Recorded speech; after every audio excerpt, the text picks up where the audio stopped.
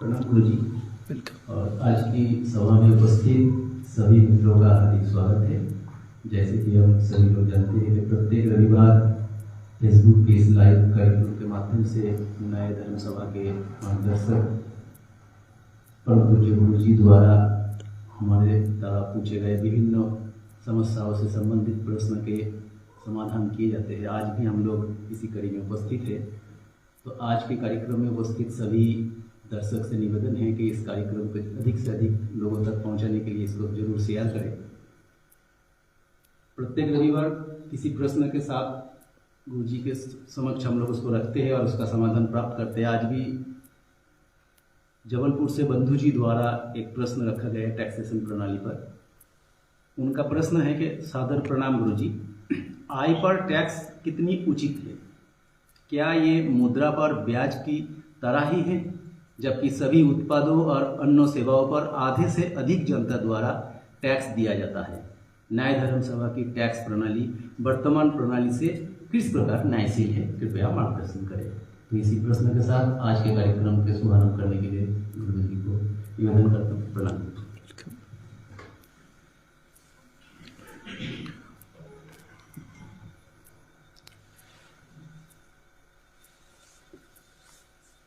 Taxation अपने आप में किसी राष्ट्र में रीढ़ की भांति होता है। जैसे रीढ़ निकाल दी जाए तो पूरा शरीर निरर्थक हो जाता है।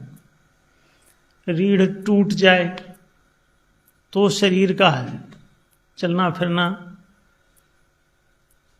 बिल्कुल अवरुद्ध हो जाता है, सारी गतिविधियां रुक जाती हैं। अन्य अंगों का इतना असर नहीं होता जितना कि रीढ़ का। टैक्सेशन राजस्व के उपार्जन हेतु है कि राजस्व जो अर्जित किया जाता है वो राजकोष के निर्माण में एक बड़ी भूमिका निभाता है, बल्कि सारी ही भूमिका उसकी होती है और होनी चाहिए भी। अन्य स्रोतों से आय अर्जित करना ये तो कृषि अथवा वाणिज्यिक क्षेत्र का विषय हो सकता है, राज्य का नहीं। राज्य अगर राजस्व से हटकर किसी भी रूप में आय कमाता है, लाभ कमाता है, प्रॉफिट अर्जित करता है, या कोई दान दक्षिणा प्राप्त कर रहा है, या किसी प्रकार का ऋण ले रहा है, अनुदान प्राप्त कर रहा है, मदद प्राप्त कर रहा है, तो ये सभी चीजें वास्तव में अत्यंत मूर्खतापूर्ण हैं। इनका कहीं कोई बौद्धिक आधार नहीं है। एकमात्र राजस्व ही ऐसी चीज है जिसे अंग्रेजी में रेवेन्यू कहते हैं, और अपने आप में वो पूर्ण है, पर्याप्त है। उसके द्वारा राजकोष का निर्माण किया जा सकता है, अन्य बातों की आवश्यकता नहीं होती। आजकल आप देखते हैं कि बहुत सारे सरकारों द्वारा उद्योग चलाए जा रहे हैं। रेलवे को भी एक उद्योग मान रहे हैं, दूसरी तमाम चीजों, बैंकों को भी उद्योग मान रहे हैं, और उन सभी में हानि और लाभ की गणना हो रही।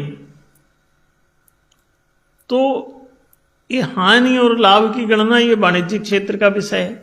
सरकार लाभ क्यों कमाना चाहती है? कोई कहेगा इससे राजकोष का निर्माण होगा, तो राजकोष का निर्माण, तो फिर इसका मतलब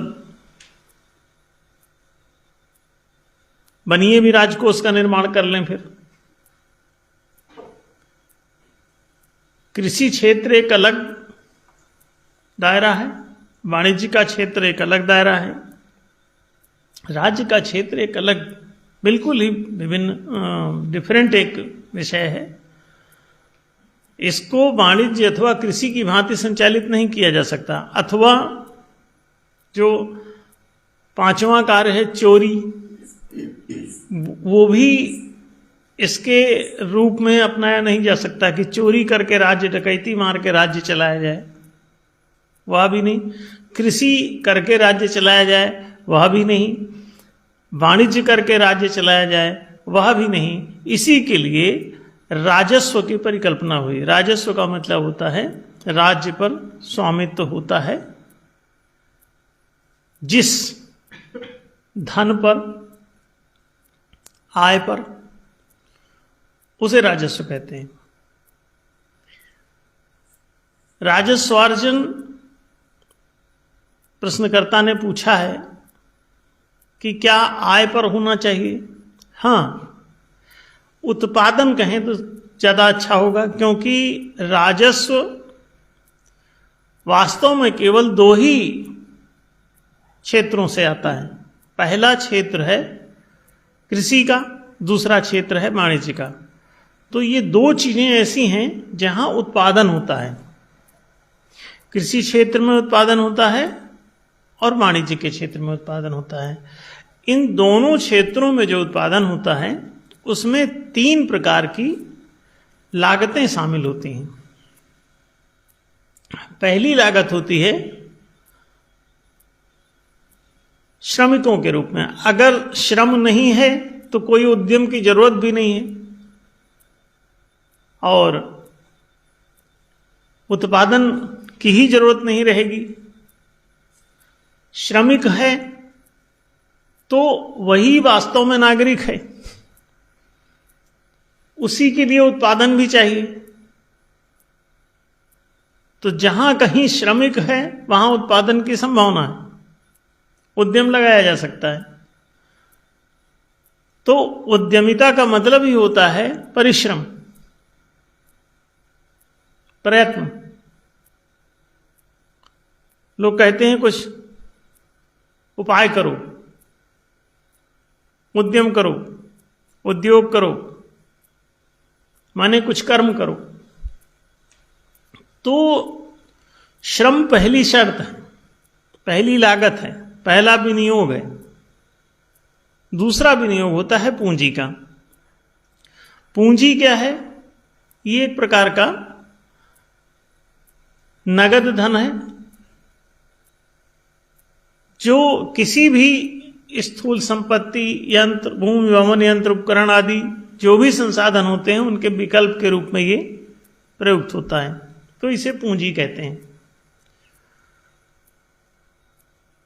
नेचुरल जितने रिसोर्सेस हैं उनके सब के मौद्रिक प्रारूप में पूंजी प्रतिष्ठित रहती है।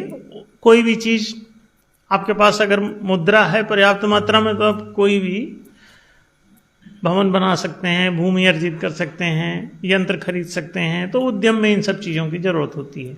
तो ये दूसरे प्रकार का विनियोग है। तीसरी बात होती है राज्य की तरफ से जो सेवाएं दी जाती हैं। राजकीय सेवाएं जितने प्रकार की हैं, राजकीय सरकारें उन सेवाओं को उद्यम में प्रत्यक्ष अथवा अप्रत्यक्ष रूप से नियोजित करती हैं। जैसे सरकारी सेवाएं, अगर मान लीजिए विद्यालय नहीं चल रहे हैं तो श्रमिक कोई पढ़ा लिखा और ट्रेंड शिक्षित प्रशिक्षित नहीं मिलेगा। इसका मतलब वो कोई ना कोई भूमिका प्रत्यक्ष अथवा अप्रत्यक्ष रूप से प्रत्येक उद्यम में सरकारी लग रही है। इसी तरह से ट्रेन की सुविधा है, बिजली की सुविधा है, पानी सप्लाई है, सड़कों का जाल है, ये सभी चीजें राजकीय हैं। वाणिज्यिक क्षेत्र हो या कृषि क्षेत्र हो, इनका सारा माल का आवागमन उन सड़कों से ही होगा। यदि सरकार उनको बना के न रखे तो क्या उद्यम चलेगा? उद्यम का माल कैसे उद्यम तक पहुंचेगा?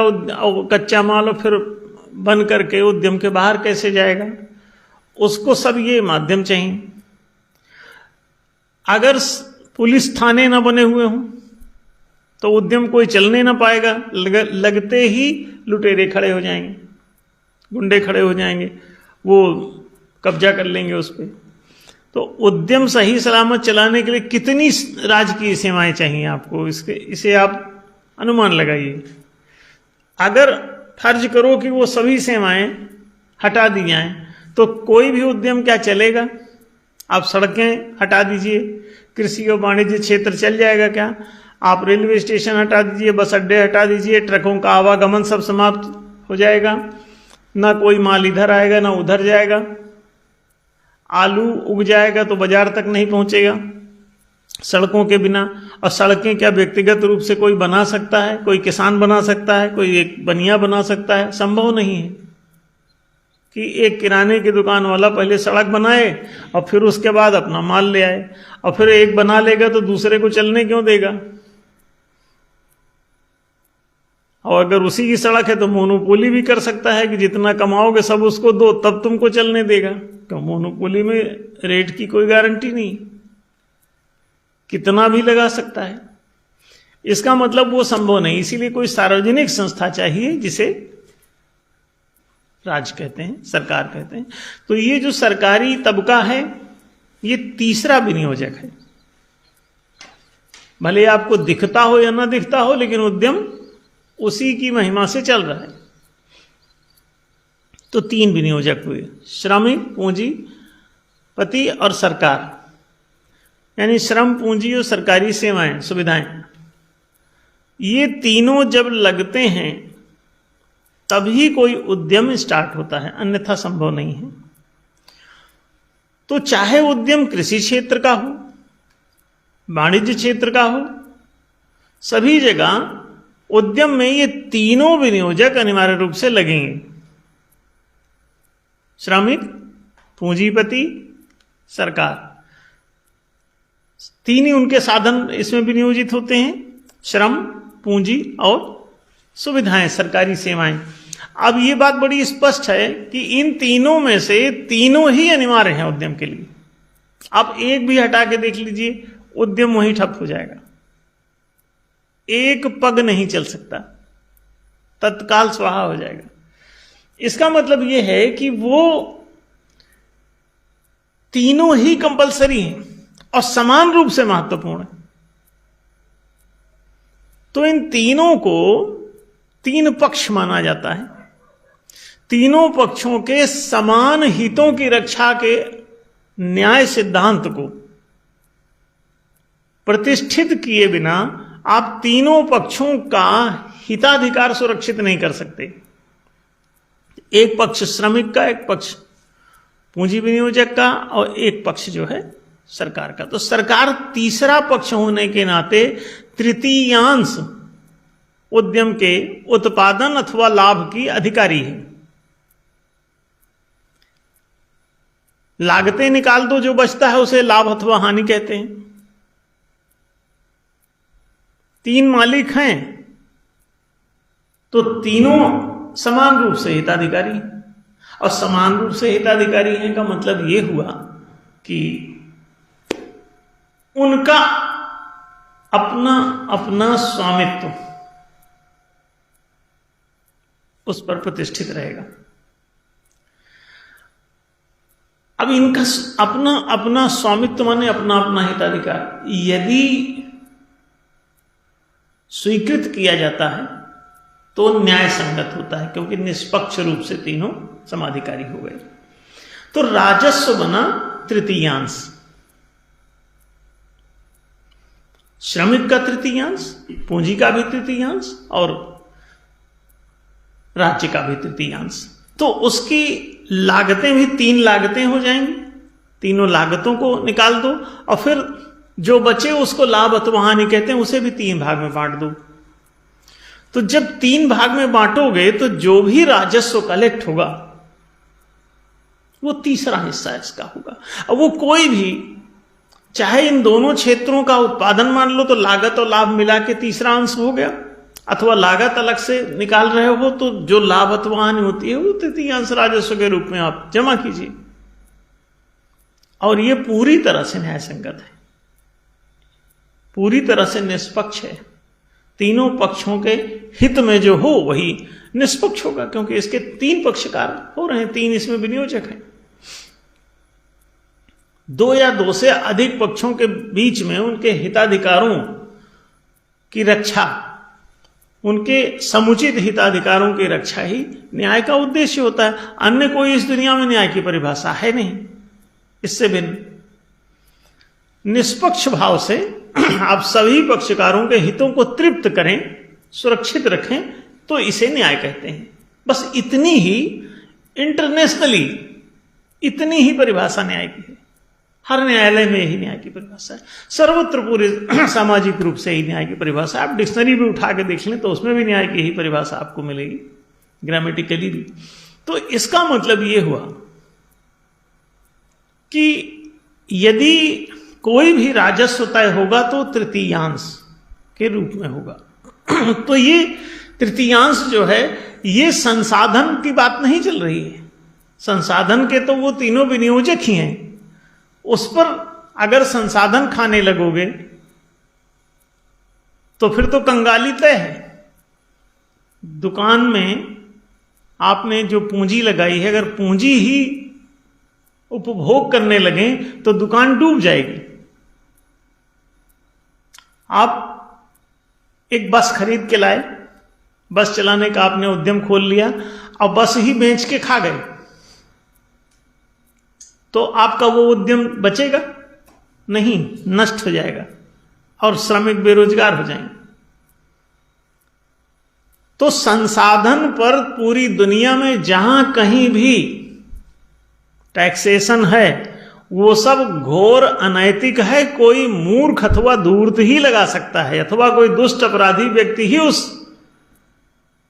नीति को अपना सकता है जो संसाधन पर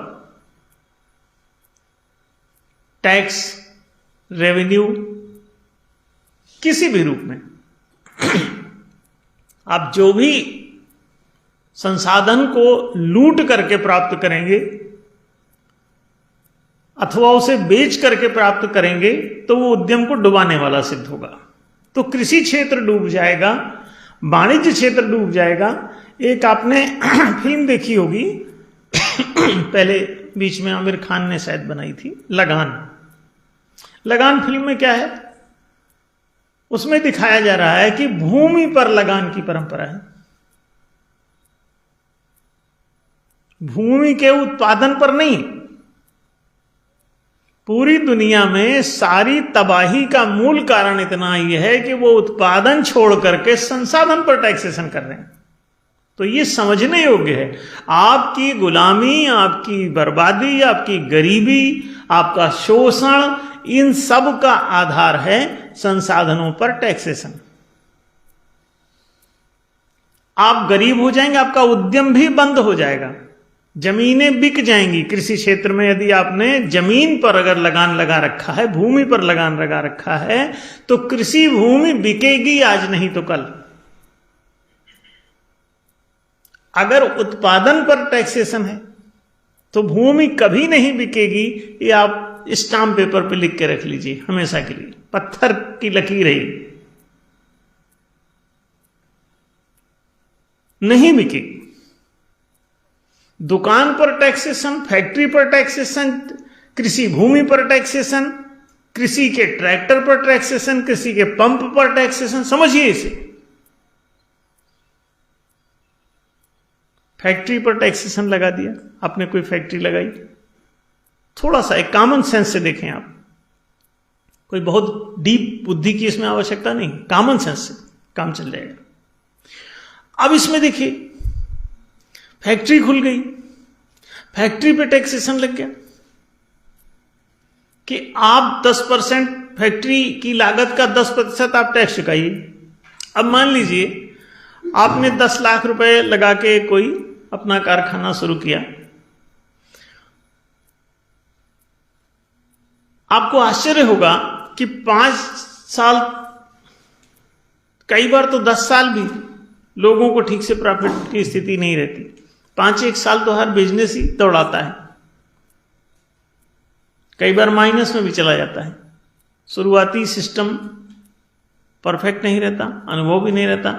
लोग चल, अगर संसाधन पर टैक्स लगा है तो एक तो उद्यम वैसे ही हालत खस्ता है उसकी, ऊपर से 10% उसको देना ही है 1 लाख रुपए 10 लाख का। अब क्या होगा इसका हाल? हर साल एक तो वैसे उसमें प्रॉफिट नहीं हो रहा, कई बार माइनस है, और ऊपर से पूंजी ही बेच बेच के अगर उसकी 1-1 लाख रुपए टैक्स में जमा हुए तो उद्यम तो वैसे ही खत्म हो जाएगा, उद्यम समाप्त हो जाएगा।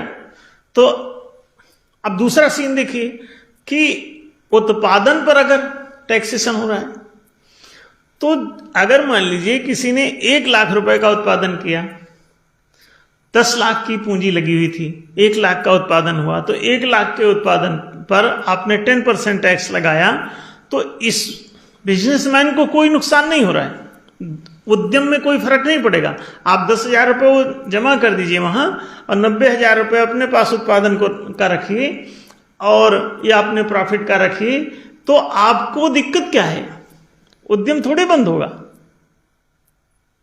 सरकार को भी जाता रहेगा। एक बात और बता दें, कई बार 10 लाख रुपए की लागत वाला उद्यम 50 लाख का उत्पादन करता है, इसे समझ लें। हजारों करोड़ का उत्पादन कर डालते हैं, 2 करोड़ 5 करोड़ के लगे हुए उद्यम। क्यों? वो लागत तो स्थिर रहती। भाई जमीन आपने एक बार खरीदनी है, बार बार थोड़ी खरीदते हैं जमीन, एक बार खरीद ले, बेसिक लागतें स्थायी है। भवन बना लिया, सैकड़ों साल नहीं खराब होता, वही चलता है। लेकिन उत्पादन तो आपका बिल्कुल दिन प्रतिदिन डे बाय डे होता है। अगर उत्पादन पर टैक्सेशन है तो कभी उद्यम नहीं डूबेगा, माइनस में जाने वाला उद्यम भी नहीं डूबेगा, हम गारंटी देते हैं। वो मालिक उसको उतना बियर कर लेगा, लेकिन अगर टैक्सेशन चल रहा है तो एक तो वैसे ही माइनस में है, ऊपर से टैक्स भी उसे चुकाना है, अब डूबना तय है, डबल हानि। प्रॉफिट 5 साल नहीं हुआ फिर भी उद्यम नहीं डूबेगा। क्यों? जब तक नहीं हो रहा है उस पर प्रॉफिट, तब तक टैक्सेशन भी तो नहीं आ रहा है, तो शांति से बैठा है मालिक, उसको कोई ना घबराहट है, ना दिल का दौरा पड़ेगा, ना मानसिक तनाव होगा। कहेगा कोई बात नहीं, सरकार हमारी तभी ना टैक्स लेगी जबकि हम आए उस पे उत्पादन पर प्रॉफिट जब हमारा दिखाई दे तो टैक्सेशन लग जाएगा। तो बोले ठीक है, इसमें क्या, हमें कोई तकलीफ नहीं कहता है। और कितनी ऊंची सभ्यता होगी ये भी सोच के देखो, कितनी रहमदिल सरकार कहलाएगी कि बच्चा बचपन में क्या कमाता है क्या। आप रहमदिल ना हो, रहमदिल सरकार माने माता पिता, आप ना हो तो बच्चा तो बचपन में ही मर जाएगा, क्योंकि उत्पादन तो वो कुछ आपको देगा नहीं टैक्सेशन। अब आप उसको कपड़ा की सप्लाई करो, जूता सप्लाई करो, उसको पढ़ाओ भी, बीमार पड़ने पर उसको इलाज भी कराओ, और वो आपको 1 रुपया भी देने वाला नहीं है। बच्चा देगा, कहाँ से देगा? उसी तरह उद्यम भी बच्चा जब रहता है तो कच्चा रहता है, कुछ देता नहीं, लेता सब कुछ है।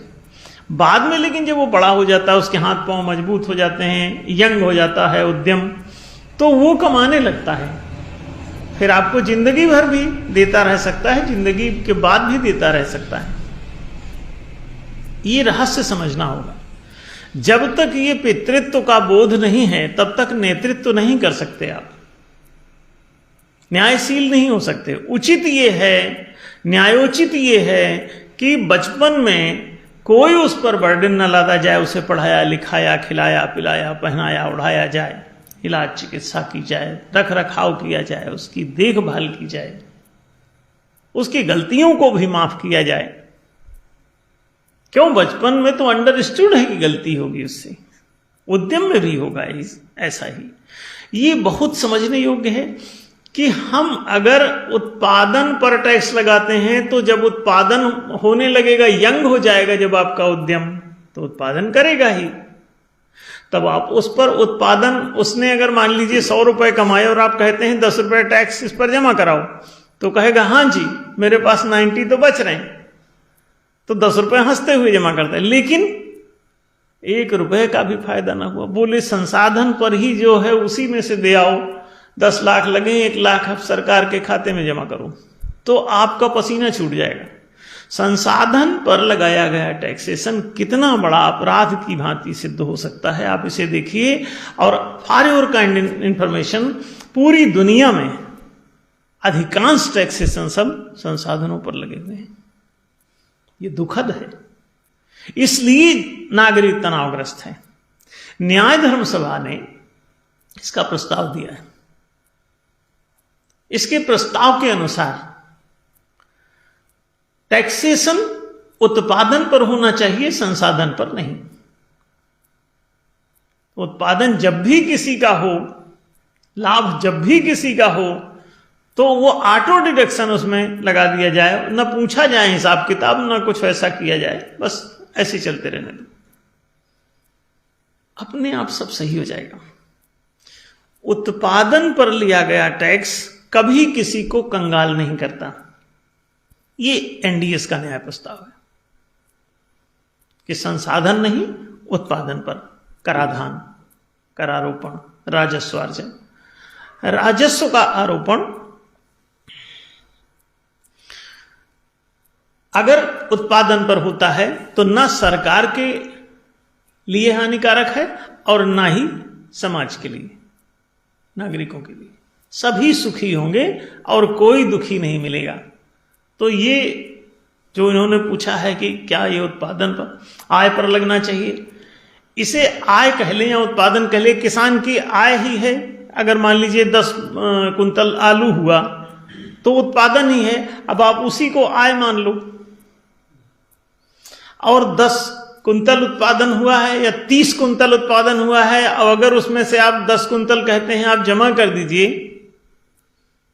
तो उसको कोई ऐतराज नहीं होगा, क्योंकि उसके पास 20 कुंतल बचने वाला है। उसमें से 10 कुंतल पूंजी की रिकवरी और 10 कुंतल उस श्रमिक की अपनी रिकवरी, श्रम का मूल्य। तो इस तरह से दोनों सुखी होंगे। तो ये टैक्सेशन की जो पॉलिसी एनडीएस की है, न्याय धर्म सभा की है, इसके 111 प्रस्तावों में से एक प्रस्ताव है इस विशेष टैक्सेशन का, जिसे लागू करते ही पूरी दुनिया में सुखद वातावरण बनेगा, इसमें कोई दो मत नहीं है। तो ये तृतीयांश है, तो इसे ठीक से समझ लें कि उत्पादन पर ही तृतीयांश ही लगेगा। वो न्यायोचित है क्योंकि 3 ही उसके विनियोजक होते हैं और तीनों समान रूप से स्वामित्व धारण करते हैं और करना चाहिए न्याय की दृष्टि से। तो टैक्सेशन की एक तो उसकी प्रणाली भी ऐसी है कि वो बिल्कुल एक्यूरेट है और उतना ही लगना चाहिए न्यायोचित दृष्टि से। और दूसरा कि किस पर लगे, ये भी बड़ा महत्वपूर्ण है कि संसाधनों को छोड़ो और उत्पादन पर आओ। उत्पादन का तृतीयांश सरकार के पास जाता रहे, दोनों उत्पादक और सरकार दोनों खुश रहेंगे। तो ये बात स्पष्ट हुई होगी शायद। बहुत बहुत धन्यवाद गुरु जी। राजस्व निर्धारण पर एक महत्वपूर्ण और गंभीर जानकारी हम लोगों को प्राप्त हुआ। इस कार्यक्रम को देखने और सुनने सभी दर्शक को आज इस प्रश्न के उत्तर के माध्यम से टैक्सेशन पर सारे जो भी उनके मन में शंका या प्रश्न रहा होगा, आशा करता हूँ कि सभी समाधान हो चुका है। आगामी रविवार हम लोग फिर उपस्थित होंगे इसी कार्यक्रम को आगे बढ़ाते हुए।